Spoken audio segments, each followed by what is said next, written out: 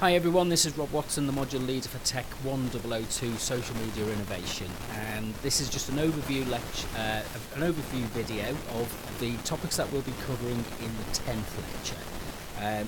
So we've kind of made good progress so far. We've identified how media changes our sense of engagement with the world.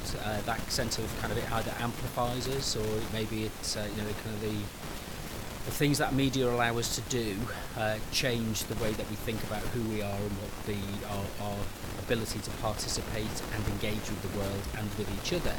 And particularly we've been thinking about media as, if you like, a social experience, which is something which is negotiated between different participants and actors within social communities.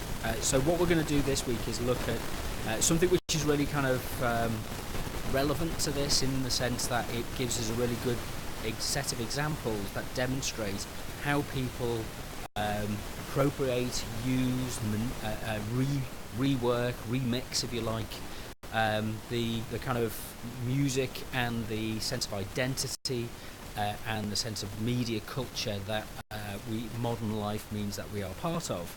So we're going to look at fan cultures and fan communities, and we're going to look at some ideas about identity, and we'll start off by looking at the issue of subcultural identity and how we associate in our groups as kind of in groups with a particular focus on a particular kind of music, or with a particular focus on a particular kind of expression, or a sense of collective identity, which usually is set aside from mainstream, kind of the kind of background culture, which is fairly homogenous and fairly broad, and subcultures select and demonstrate a particular kind of niche idea of forms of identity.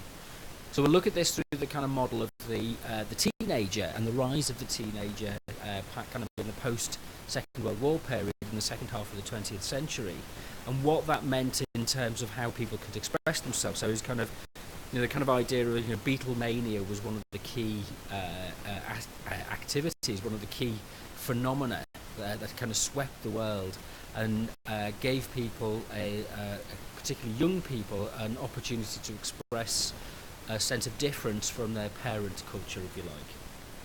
So I'll play some footage and some clips about the kind of experience of Beatlemania in the early 60s, but we'll also look at how it wasn't just a kind of an expression of teenage hormonal driven kind of hysteria, which is often Beatlemania is kind of dismissed as.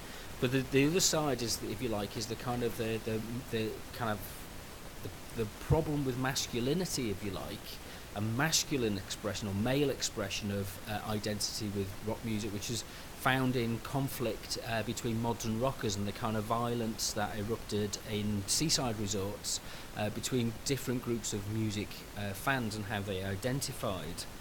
And we'll look at things like in the 70s there was the kind of what the fans are about with things like glam rock, and there's some really great footage from kind of the Bay City Rollers and how the fans react to very kind of twee-looking body of fans following this kind of they had the Bay City Rollers had a #1 hit in the United States, so they were big at the time. Whether it's lasted the test of time is something to kind of think about these days.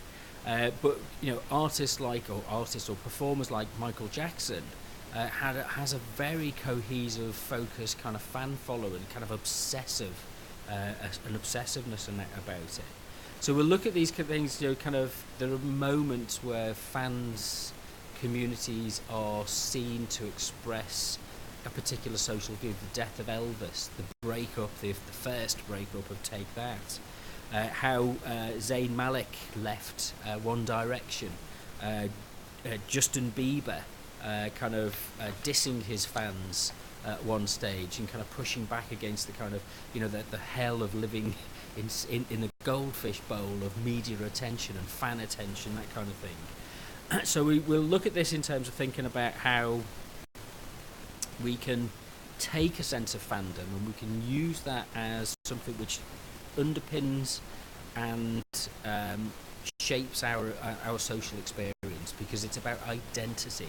It's something that says who we are, what we believe, what we understand, and how we share that experience with other people is really important. So, you might be too cool these days to be a fan of something. You might not consider yourself as a fan. Perhaps when you were younger, you did. You were kind of, you're given over to the idea of kind of fandom. Maybe in your private moments, you still are a fan. But it's kind of, what kind of fandom has social acceptability, if you like. So it's a really important question. And now you can be a fan. You can be an out-and-out fan about whatever your movies you watch, the games that you play, the events that you go to, the costumes that you wear. There's all sorts of different ways for us to be fans these days, and it's socially acceptable. The role of the fan is something which is, as we discussed in previous weeks, has become more focused as the kind of, the music industry, the movie industry, the games industry is really, hypersensitive to what fan opinion is and what fan networks think. And fans now really drive the kind of content that is presented in different media formats. So there's some good interest and discussion and conversation for us to have about this.